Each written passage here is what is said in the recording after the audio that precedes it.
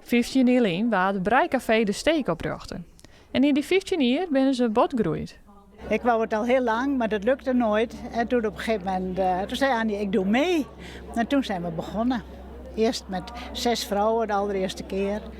En het eerste jaar waren er gemiddeld 12, geloof ik. Nou, nu zitten we op 46.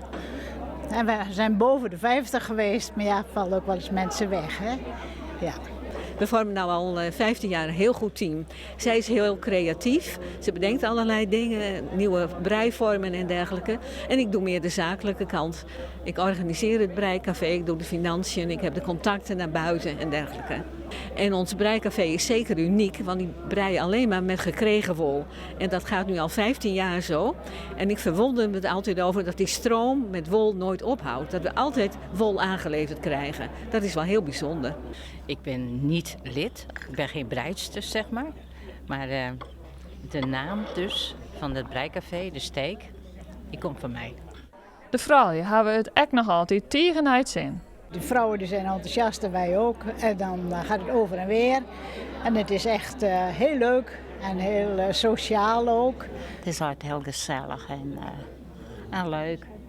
En je houdt weer vast om je heen en weet je het meeste wie zitten en meer met praten. En zo. Dus ja, heel leuk. Het breidcafé breidde het altijd van verschillende goede doelen of projecten. Voor haar laatste project zette ze haar in tegen milieuversmading. Wij breiden dus die milieuvriendelijke vaatdoekjes. De vervanging van de microvezeldoekjes waar plastic in zit. En toen wilden we het eerste vaatdoekje aanbieden aan een organisatie die ook aan milieu doet. En zo kwamen wij dus uit bij Sterke Jerken.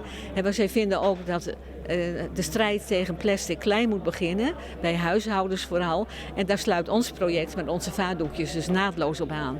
Er zullen grif nog een soort projecten volgen. Want de vrouwen denken nog net aan ophouden. Als het kan wel, ja. Nog 15 jaar erbij.